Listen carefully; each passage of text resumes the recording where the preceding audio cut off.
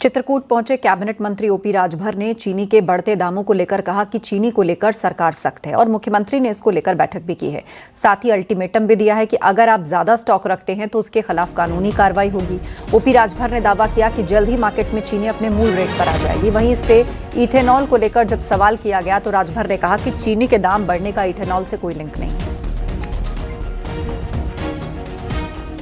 जहां तक आपने चीनी की बात की है तो कल मुख्यमंत्री जी ने भी एक अल्टीमेटम दिया है, जो स्टॉकिस्ट अगर ज्यादा स्टॉक रखते हैं तो उनके खिलाफ कानूनी कार्रवाई होगी और जल्द ही आप देखिएगा मार्केट में फिर चीनी की अपने खपत होगी। तो एथेनॉल में मिलाने की वजह तो चीनी की खपत नहीं हुई? नहीं महाराज, कहाँ से एथेनॉल अलग से बनता है कि चीनी से बनता है?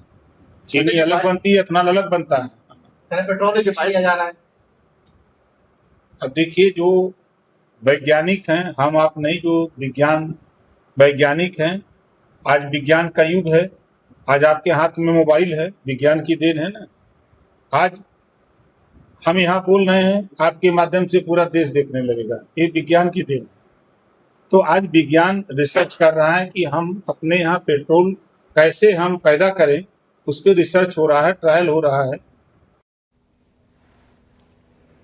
बीजेपी के अल्पसंख्यक मोर्चा के राष्ट्रीय अध्यक्ष कुंवर बासित अली ने न्यूज 18 से बातचीत में सपा और कांग्रेस पर निशाना साधा। कुंवर बासित अली ने कहा कि सपा कांग्रेस ने मुसलमानों को आतंकवादी और दंगाई बनाया।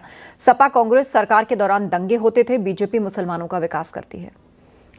और सपा की सरकारों में देखेंगे तो मुसलमानों पर आतंकवादी होने के, दंगाई होने के और अराजकता फैलाने के लगातार आरोप लगे। इसका मतलब था कि कहीं ना कहीं जो सपा है या कांग्रेस है, ये मुसलमानों को उकसा करके दंगे कराने के या आतंकवाद को बढ़ाने के या उनको प्रेरित करने के काम करते थे, क्योंकि इनका जो हाथ है, उनकी जो साइकिल है, वो जहां भी जाती है वो दंगे कराती है और लंबा इतिहास इनका दंगों का रहा है।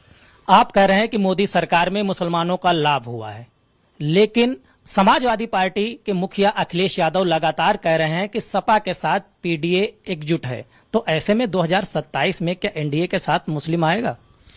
नहीं, उनका पीडी भी एकजुट नहीं है। उनका जो परिवार डेवलपमेंट अथॉरिटी है उसमें भी टूट फूट है और अंदर हर कोई अपने आप को राष्ट्रवादी बनाना चाहता है, एक दूसरे के पीछे है, वो एक दूसरे की बुराई भी करते हैं। ये न उनमें विश्वास की कमी है। जो व्यक्ति अपने परिवार को एक साथ नहीं ला सकते, वो देश या प्रदेश को साथ नहीं ला सकते। अयोध्या के राम मंदिर में इन दिनों झूलनोत्सव की धूम है। भगवान राम समेत चारों भाइयों को झूले में विराजमान कराया जा रहा है। श्रावण शुक्ल तृतीया पर कुबेर टीला में विशेष उत्सव हुआ, जहां चारों भाइयों की पालकी शोभा यात्रा निकाली गई और बड़ी संख्या में साधु, महंत और श्रद्धालु शामिल हुए। सुबह से श्रद्धालुओं को झूलन दर्शन कराए जा रहे हैं। करीब 2.5 से 3 घंटे चलने वाली राग सेवा में भगवान राम को संगीत के जरिए भक्ति अर्पित की जा रही है। सुबह मंगला आरती और श्रृंगार आरती के बाद भी भगवान झूले पर विराजमान रहते हैं, ताकि मंदिर पहुंचने वाले श्रद्धालुओं को झूलन दर्शन आसानी से हो सके।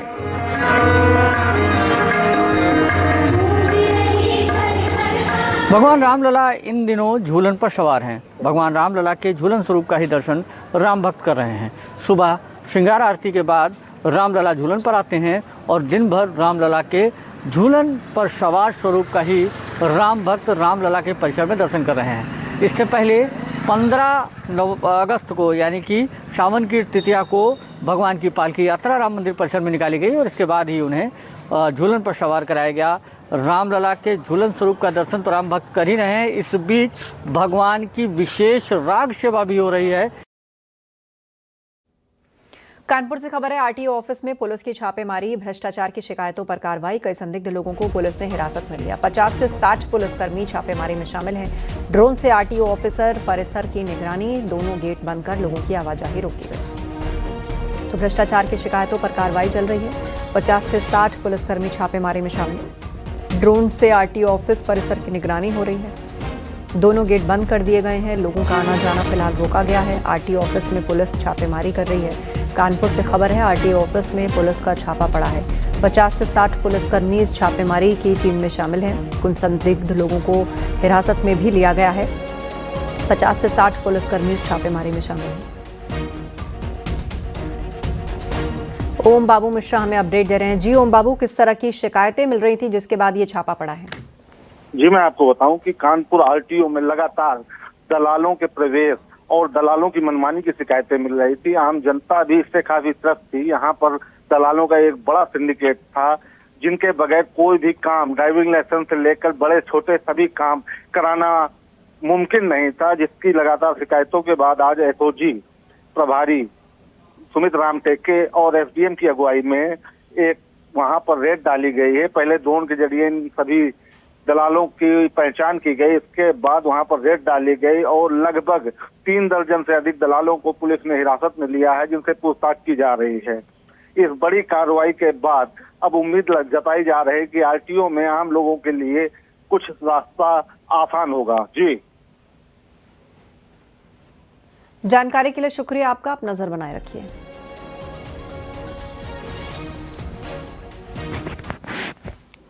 भारी बारिश के बाद गाजियाबाद के लोनी की सड़कों पर पानी भर गया और उस बीच खन्ना नगर का एक वीडियो सोशल मीडिया पर तेजी से वायरल है। इसमें पानी से भरी सड़क पर सवारियों से भरा ऑटो अचानक पलट जाता है। गनीमत रही हादसे में किसी को गंभीर चोट नहीं आई। आराम से कोई बात नहीं, डरो मत आराम से जल्दी पकड़े तो सड़क पर पलटा सवारियों से भरा ऑटो। आराम से कोई बात नहीं, डरो मत गनीमत रही किसी की जान नहीं गई। सड़क पर पानी भरा था और उसी में ही बैलेंस बिगड़ा और ये ऑटो पलट गया। हादसे में किसी यात्री को चोट नहीं लगी, सभी सकुशल बाहर आ गए।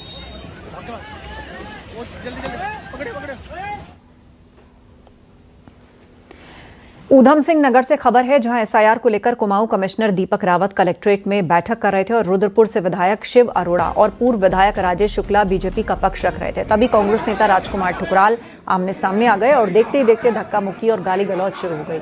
हंगामा बढ़ता देख मौके पर भारी पुलिस फोर्स तैनात कर दी गई। वहीं बीजेपी मीटिंग हॉल के बाहर ही धरने पर बैठ गए और कांग्रेस के खिलाफ नारेबाजी करने लगे।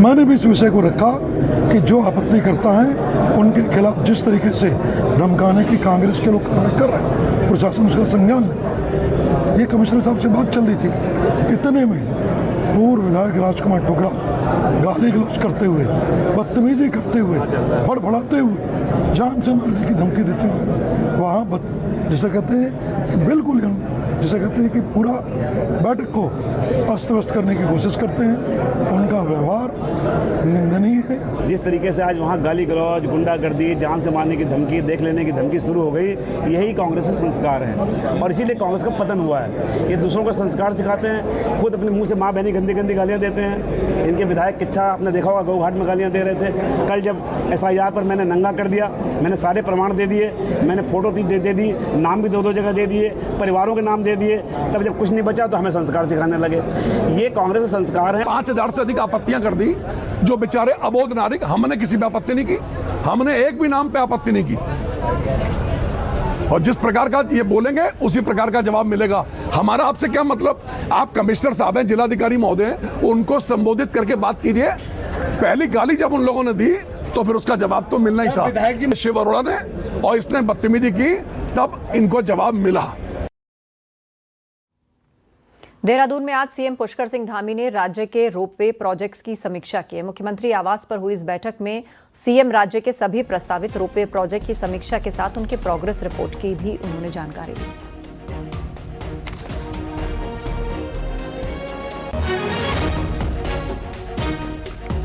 धामी सरकार में कैबिनेट मंत्री राम सिंह कैड़ा ने कांग्रेस को एसआईआर का विरोध करने पर हमला बोला। राम सिंह कैड़ा ने कहा कि कांग्रेस को अपनी हार साफ दिखाई दे रही है और यही वजह है कि पहले से ही एसआईआर का मुद्दा बनाकर हार का बहाना तैयार किया जा रहा है। पहले भी चुनाव हारने पर कांग्रेस ईवीएम को दोष देती थी और अब हार का ठीकरा एसआईआर पर फोड़ने की तैयारी है। जनता कांग्रेस की राजनीति को समझ चुकी है।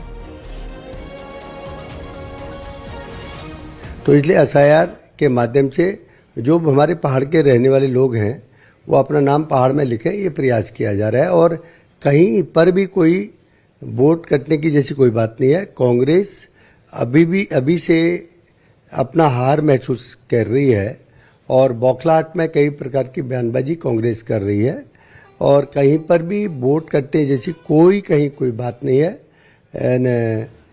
इन बातों से जैसे कांग्रेस ये बातें चर्चा करने का प्रयास कर रही है कि हमारे वोट काटे जा रहे हैं, ये उनके हार का एक तिलमिलाना कहते हैं ना कि हार की तिलमिलाहट अभी से दिख रही है कि हारना तय है और बहाना यह है कि एसआईआर के माध्यम से वोट काटे जा रहे हैं। उत्तराखंड में चल रहे स्पेशल इंटेंसिव रिवीजन यानी कि एसआईआर के बीच चुनाव आयोग ने वोटर लिस्ट की जांच का दायरा बढ़ा दिया है। अब सिर्फ राज्य के भीतर नहीं बल्कि उत्तर प्रदेश के सीमावर्ती जिलों के साथ भी वोटर डेटा का मिलान किया जाएगा। आयोग का कहना है कि मकसद डुप्लीकेट वोटर्स की पहचान करके वोटर लिस्ट को और ज्यादा शुद्ध बनाना है। लेकिन कांग्रेस सवाल उठा रही है कि जब पहले चरण में ही लाखों नाम हटाए जा चुके हैं, फिर दोबारा स्क्रीनिंग की जरूरत क्यों पड़ रही है। ये रिपोर्ट देखिए।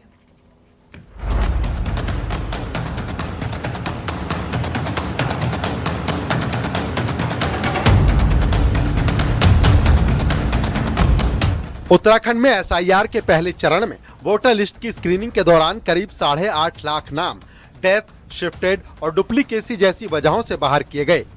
इसके बाद ड्राफ्ट रोल तैयार हुआ और 24 लाख मतदाताओं को नोटिस जारी किए गए।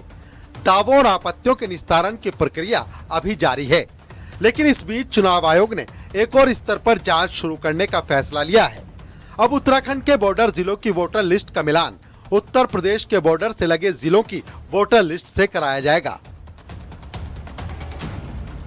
जिसमें हरिद्वार, देहरादून, उधम सिंह नगर, नैनीताल और पौड़ी के बॉर्डर इलाकों की वोटर लिस्ट को उत्तर प्रदेश के सहारनपुर, बिजनौर, मुजफ्फरनगर, मुरादाबाद, रामपुर, बरेली और पीलीभीत की वोटर लिस्ट से क्रॉस चेक किया जाएगा।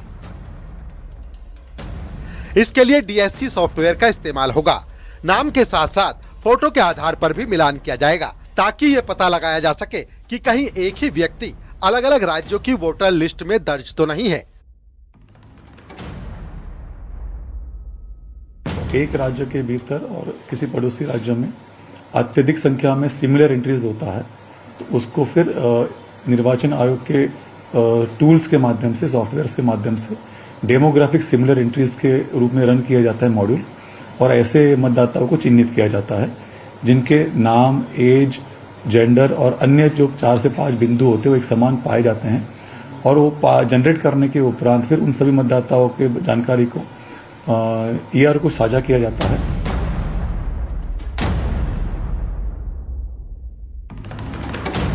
लेकिन कांग्रेस को इस पर आपत्ति है।